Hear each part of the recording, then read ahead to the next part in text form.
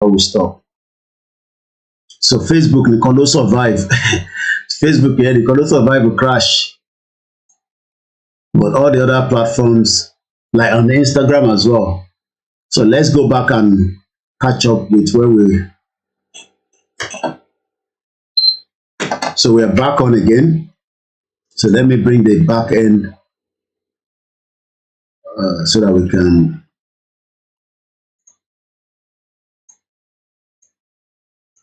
Yeah. So now we are back. I think we were at 2,000. So we should be back now on the Facebook, and all the platforms are secured.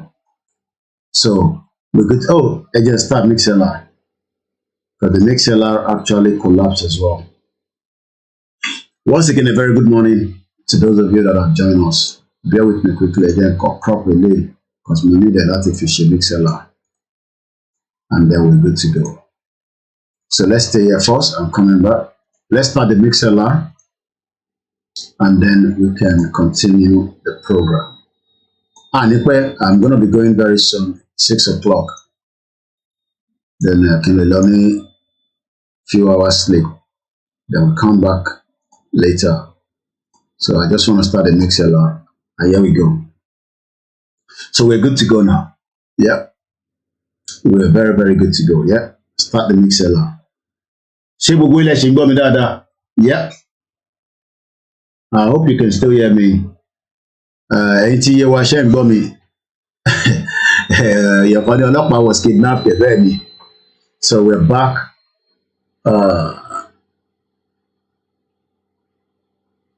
Let's see. I want to be sure. Yeah, I think I'm back on the YouTube as well. So we're good to go now. Yeah, I believe we're all set to go. Yeah, so everything is set to go. So let's continue. And I can reduce the image to one in the background here. So 2 people are dead, as I was saying.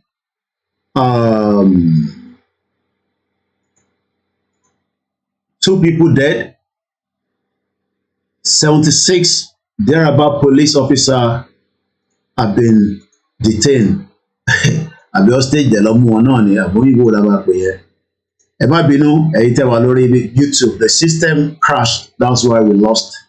I don't know why only the YouTube always give that problem. The Facebook still hold. More reason to YouTube yẹn kò lè hold for maybe 10 or less than 5 minutes myself. So let's come back to the program, to what we were discussing, and people will catch up as they are joining us again. Mo kí gbogbo ẹni tí and Boa, and welcome once again. And because there's no sound. No sound, okay. Sound, wow. Taloniko is sound. There is sound. Omobolaji, you might want to refresh. There is sound. There is sound. So let's go into it. Mokinyawa Kike Ekaro. Probably another half an hour or 20 minutes, I'm going to end the broadcast. YouTube, no sound. No sound, wow. There is sound. But there's no sound.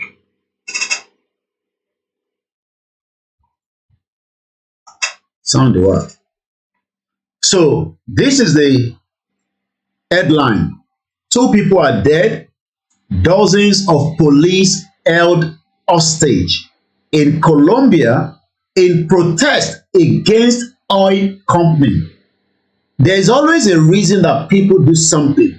Kò ṣe gbogbo nǹkan ló máa favor government of the day. Kò ṣe gbogbo nǹkan ló máa favor gbogbo aráàlú. But for the benefit and the interest of a lot, sometimes you have to do things that might not favor a lot of people. But sometimes you also have to consider whether tábà ṣe kínní ṣé kò ní effect lórí àwọn èèyàn. Kí ló lè mú kí community kan mú ọlọ́pàá as hostage against oil company? Ẹ jẹ́ ká fi example lọ́dọ̀ tiwa ní Nàìjíríà. A lot of criminality is happening in different parts of Nigeria whether in the southeast, southwest, middle belt, northeast, northwest. Should we have the same opportunity? Ṣé àwa náà ní ṣe léyìí? But kò ṣe pé àní opportunity yẹn, but àwa for whatever reason, we are waiting for something. I don't know what we are waiting for. Whatever we are waiting for, my own job is to tell you that kò sí nǹkan tó ń bọ̀ láyé tí kò tí ṣẹlẹ̀. Kò ń ṣe the first time táwọn èèyàn máa mú ọlọ́pàá as hostage lélẹ́yìí. But if this is the only way tó máa fi communicate pẹ̀lú government wọn, then that is the only option that they can do. Now let's read into the story further. Gbogbo àwọn ọlọ́pàá yẹn náà dẹ̀ lélẹ́yìí tẹ̀ ń wò yìí. Imagine nílùú kan wọ́n mú ọlọ́pàá as hostage. Wọ́n náà ọlọ́pàá ò ní lọ. And this is happening in real life in 2023. This is not 30 years ago. This is not 50 years ago. But we are waiting for just something. Lọ́dọ̀ tiwa, I don't know what we are waiting for, but my job is to just tell you that kò sí tó ń bọ̀ láyé tí kò tí ṣẹlẹ̀ rí o. Ó ń bọ̀, kò sí pé kò tí lè ṣẹlẹ̀ rí. Something like this has happened before. And this is why we have to continue to educate our people so that we can push the message. So let's read it further. A police officer and a civilian were killed during violence. Again, violence. Nothing comes peaceful. Kò sí nǹkan tó ń jẹ́ peaceful protest. Is always violent protest. In a violent protest, yes, probability that somebody will die, but some probability that your message will be heard and your request will be given. So it is entirely up to whether you want to have your message to be heard in a civilized way or you want it in a violent way. Two ways nìkan láyé, good or bad. We can have it good and we can have it bad. Kí ló lè mú àwọn eléyìí tó fi di pé wọ́n sọ di violent protest? Kí ló dé tí wọ́n ṣe ní peaceful? Bí wọ́n ti ń ṣe ní peaceful tó dá wọn lóhùn. Bí wọ́n ti ṣe peace for a very long time. And eventually nobody is listening to them. Nobody cares about them. Just as nobody cares about what is happening in our own territory. Nobody cares what is happening in our own land, where our people cannot have 3 square meals, where our people are being marginalized. Release Nnamdi Kanu or release it. Ó dìgbà tó bá di gbàsgbòs nísìn. Àwọn èèyàn máa ń ní ó ṣe jẹ́ kó rí bẹ́ẹ̀. The Biafra have been doing sit at home as a civil disobedience. Àwọn ò lè ṣe because àwọn èèyàn máa ń pariwo pé ebi ń pa wọn. So what do we do? How do we tell our people that we want to go? Wọ́n ní no, let's do it in a democratic way. Okay, fine. Ẹ ti gba Yorùbá president nísìn. Ṣé o máa fún yín ní problem yẹn? Ṣé o máa resolve ẹ̀ nílẹ̀ Yorùbá? Ṣé economy Nigeria máa dá? The bigger we are, or are we not better the smaller we are? Ṣé ká tóbi ló dá ní àbí ká kéré?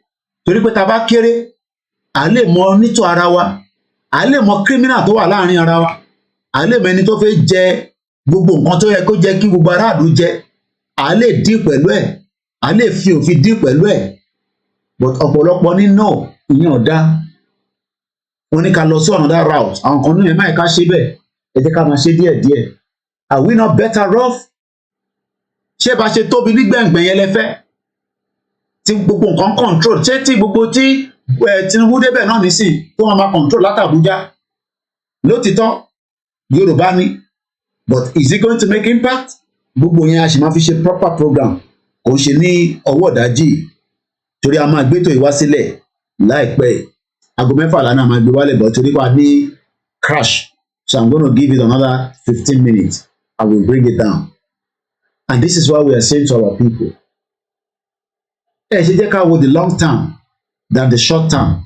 Èèyàn 3 million nísìn, ẹ vote Tinubu nísìn. Ẹ̀yin náà dẹ̀ lẹ́ máa tún máa pariwo láìpẹ́ nísìn pé ìyà ń jẹ yín, ebi ń pa yín, eléyìí ṣe yín, gbogbo ẹ̀ ń ṣe yín.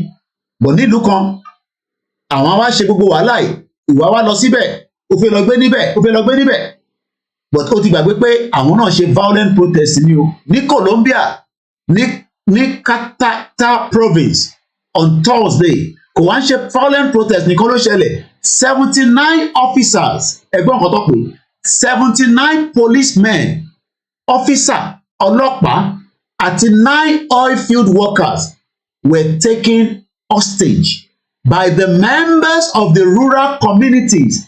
The government said, hey, ta ló máa wá bá wọn làjà báyìí o, wàhálà dé. Nígbà táwọn aráàlú tó sọ pé àwọn ò ní gbà, àwọn owó gbọ̀ngàn ló wá mú ọlọ́pàá mọ́lẹ̀. Kí ni ìdí, kí ló ṣẹlẹ̀? Wọ́n ti máa pariwo náà, wọ́n ti máa sọ fún gọ́ọ̀mẹ̀ntì pé kí ní tẹ̀ ń ṣe yóò dáa, wọ́n dá wọn lóhùn, ẹja follow conversation yìí. The violence erupted again, violence erupt in part of St. Vincent de Gacon municipality, where members of the rural indigenous community, kí ló ń pè ní indigenous, àwọn tó nílẹ̀, ẹ jẹ́ kó gbádùn lẹ̀, àwọn tó nílẹ̀, àwọn fẹ́ máa gbẹ́po jáde, and this is why there is a problem.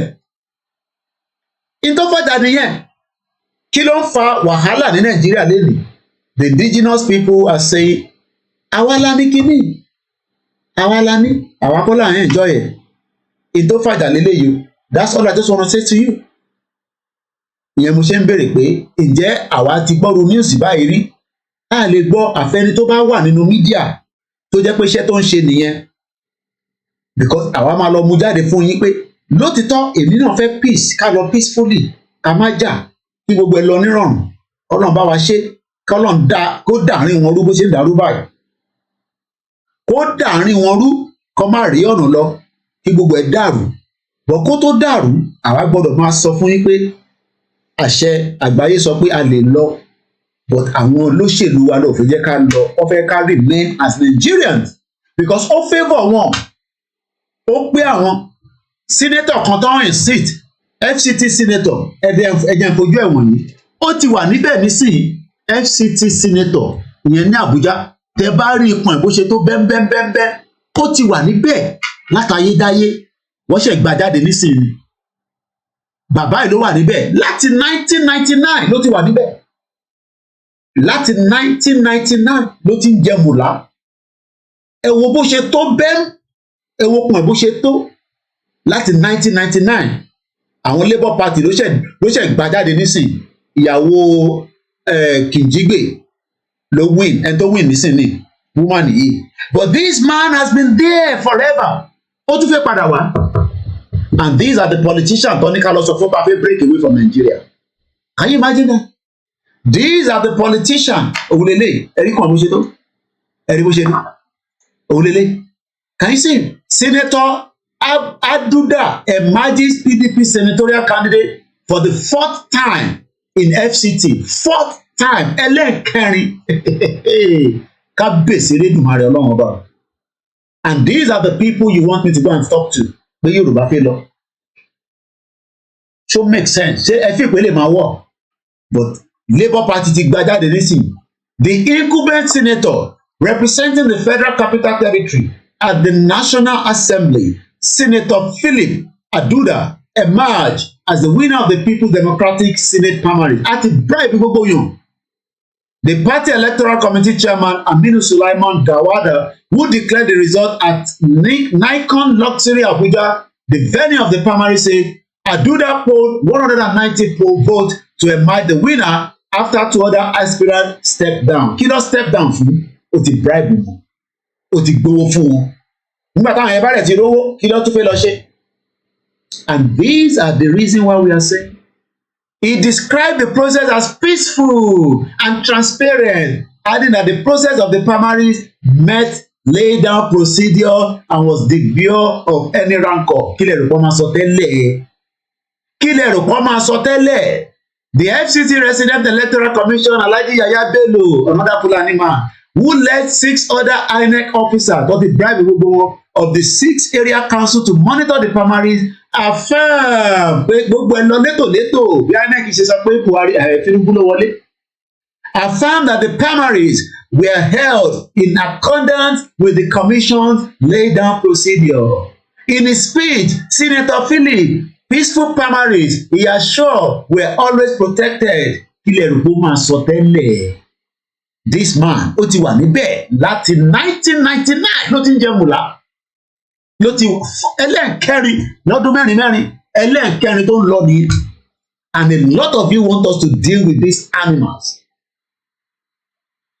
Ta ló wá ń parọ́ fúnra wọn? Ẹ wá ní káwọn eléyìí má ṣe violent. Wọ́n ti bájọba wọn sọ̀rọ̀ títí títí wọn ò dá wọn lóhùn. Ní àwọn bá gọ́ọ̀mẹ̀ntì sọ̀rọ̀ tó bá dá yín lóhùn, ó máa di gbàsgbòsì ni. The violence erupted in part of St.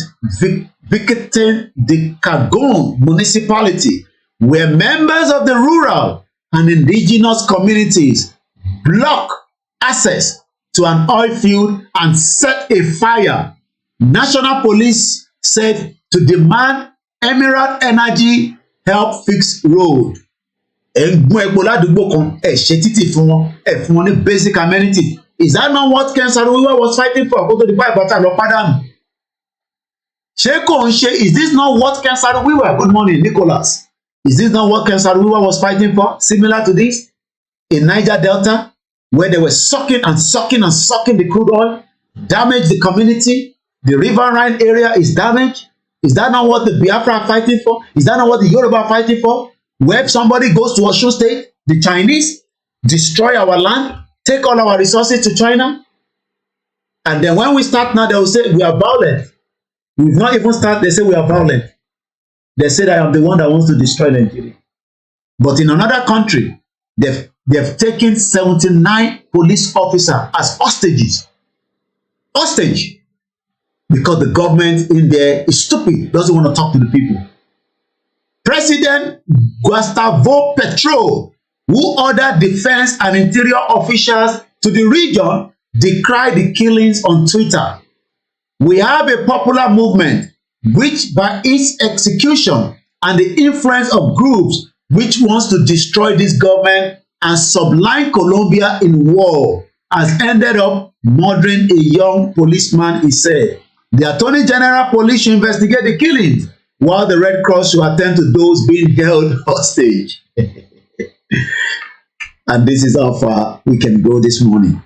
Sorry to those of you on the YouTube. We have to bring you back just to complete the final part of this program. I'd like to say, Yoruba Nation is not going back. This is how far I will go. We'll be back again sometime later on. So stay with us as we continue to educate. So I'm going to call this one part 2 so that it will be easy for people that are going to watch it later to know that it's a part 2. So let me just label it part 2. So, ẹ̀yin tí mi, àní jù bẹ́ẹ̀ lọ ní àárọ̀ yìí. Mo kí gbogbo ọmọ Yorùbá lẹ́ẹ̀kan sí. Mo kí gbogbo ẹ̀yin tèmi lórí Mixlr. Ọlọ́pàá abẹ́gìsà tá a bá dé orí M1 kò sẹ́ni tó máa béèrè pé kí ló tún ṣẹlẹ̀ mọ́. Ìtàn máa béèrè pé kí la fẹ́ ìgbà wo la fẹ́. Òun náà máa béèrè lọ́wọ́ wa bọ̀ nísìnyí kò sẹ́ni tó ń bí pé kí lẹ fẹ́ because kò ń ṣe priority. We are not priorities. But ìjọ tí a bá ti bọ́ sórí M1 wọ́n máa bí gbogbo wa pé kí la fẹ́. Pé ṣá fẹ́ listen. Do we want it now? And yes, we want it now. And that is the only way we can free ourselves from the bondage that we have been for the last 63 years. And if you say that is not what you want, we will say that is what we want. Because I would rather want to have a country representing me as a Yoruba man, where my real identity with a real documentation will allow me to operate within the Yoruba land where there will be rule of law, not the one that you have right now. There's no rule of law in Nigeria. Nigeria is a jungle where everything happens and anything can happen in a jungle where animal can be killed and animal kill each other. So that is what is happening in Nigeria. And that is why we are saying Nigeria prefer to continue suffering. You're right, Mr. Taiwo. And this is why we are shouting and saying, I will burn the energy in me into this movement, regardless of your own views or take. It is the only thing that I will use to liberate you from the shackles that you have been kept for the last 63 years, where everybody is just talking.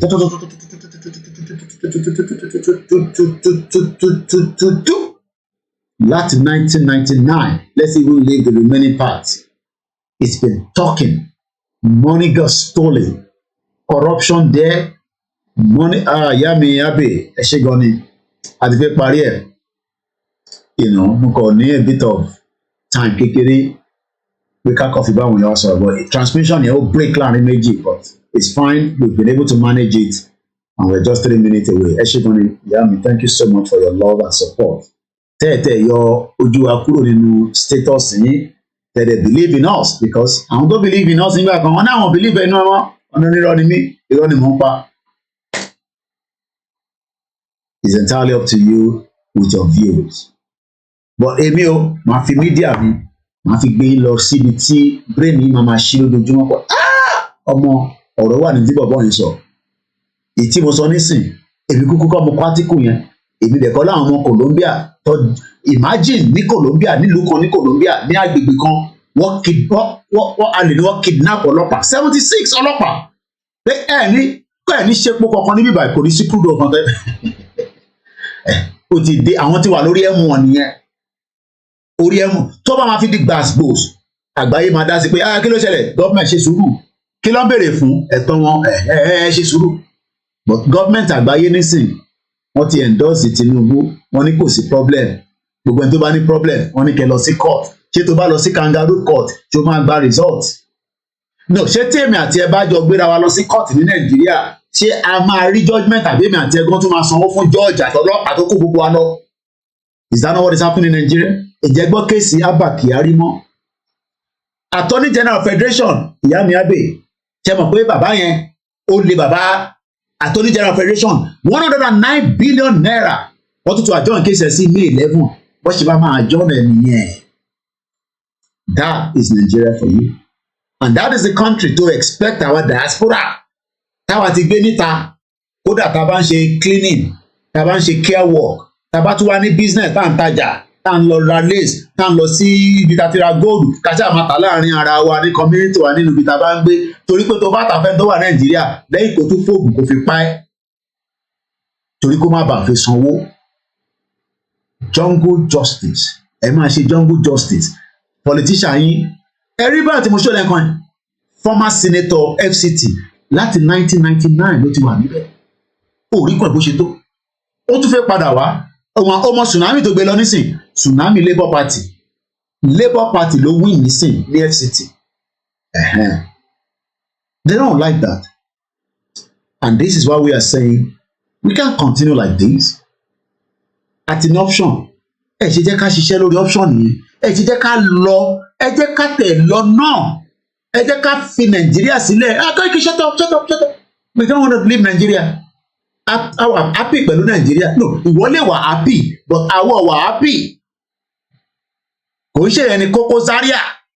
Ó sọ̀rọ̀ pé òun máa pa girl yẹn, actress yẹn. Ó yẹ kó ti lọ gbé Koko Zaria. Ó yẹ kó wà ní custody nísìn. Àbí kó ti gba bẹ́ẹ̀lẹ̀ tó bá yẹ pé society tó dáa. Fún that statement to alter. But jungle justice. Ìyẹn dẹ̀ ti ya tètè ya reported fún American embassy, bí ọmọ America nìyẹn, ó ti report sí American embassy. Tóun bá ti kú o, ẹ lọ mú Koko Zaria, ẹ mú MC Olúọmọ, ẹ bẹ̀ mú Lagos State Governor.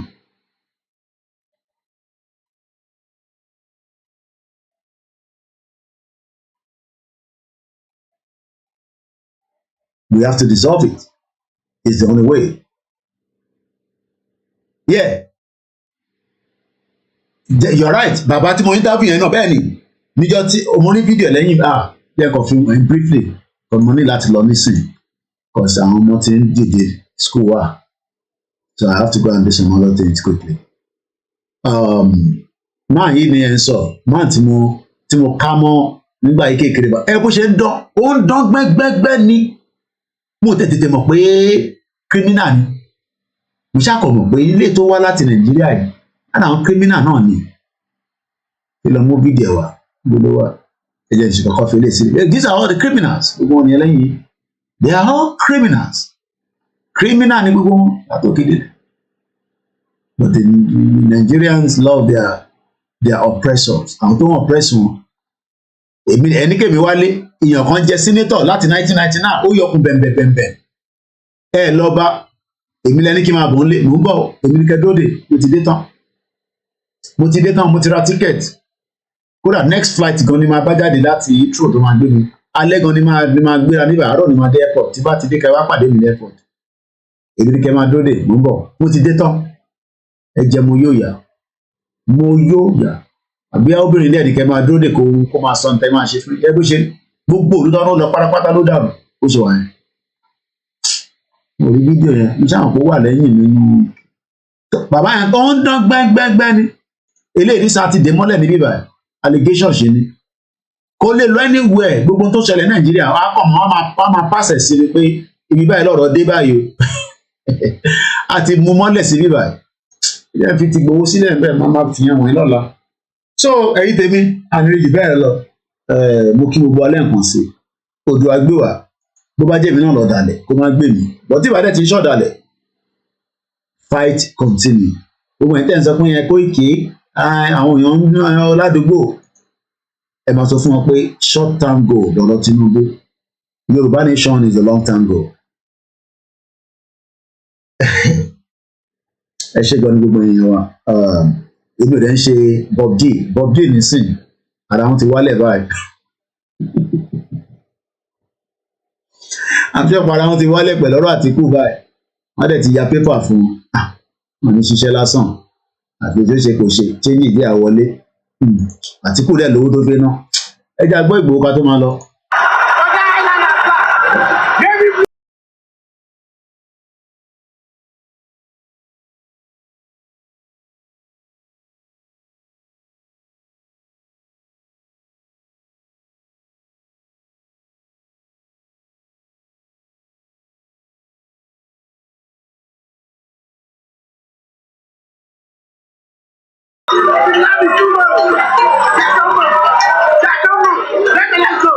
Pé àwọn pílẹ́ńtẹ̀lì ní sí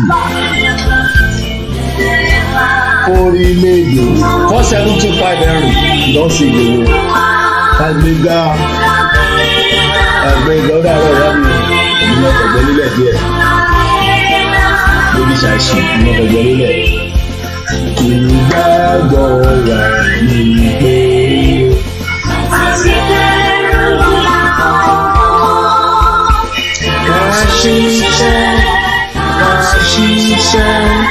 Kàṣíṣẹ́ ìjọba ìṣọ̀kan